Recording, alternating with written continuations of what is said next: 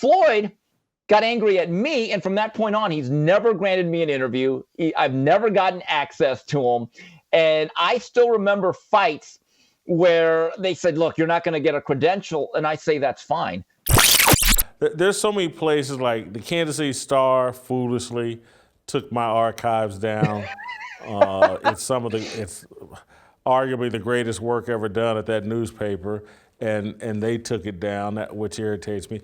AOL Sports, I don't know if there was any animus, but my archives are gone from there, and my archives at Outkick, they're gone. People love to say I burn bridges. What about the bridges that get burned on me? Well, Jason, let's put it this way. Me and you are both General Sherman. We probably burned bridges. Look, I took pride in the fact, and a lot of my archives at my past websites cannot be found. And I was very proud of that work. I wish I would have at least printed them out. But as I look back, specifically from my work from about 2000 to about 2015, I said things no one else would say. I battled HBO.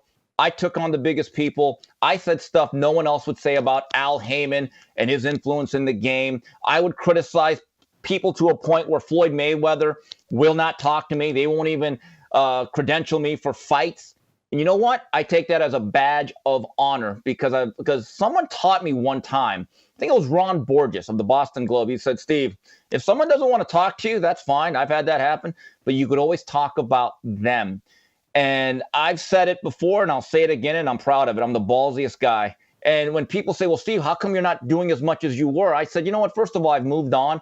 And second of all, I've done the heavy lifting for 15 years. Why didn't someone else take on these giants? But literally, Jay, I was banned from HBO. I remember when HBO was run by Ross Greenberg, the brilliant producer who was not a very good lead of that sports division. He hated me. Oh, my God. The whole network hated me and was afraid of me. I've gotten into battles that were very public.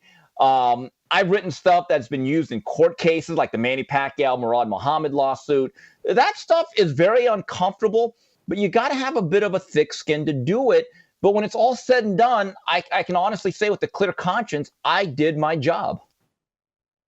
And so did you say Floyd Mayweather they would try not to credential you to his fights?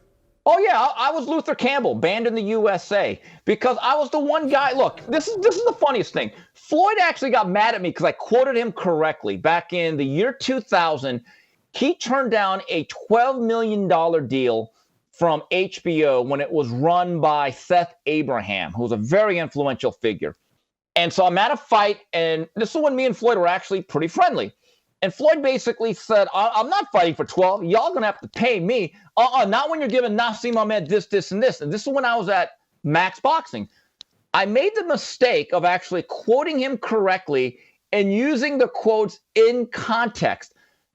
In response, HBO pulled that offer. They rescinded the deal, and they said, okay, you're dead to us for about 15 minutes.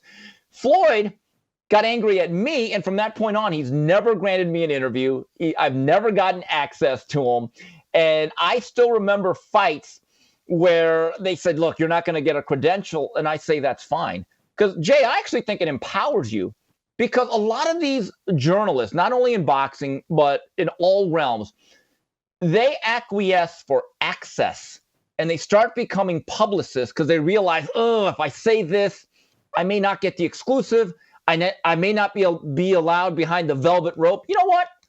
At this stage of my life, I don't even care. And it gives you a certain type of freedom to just let your hands go. But yeah, I'm not part of the money team, Jay. Not for a long time.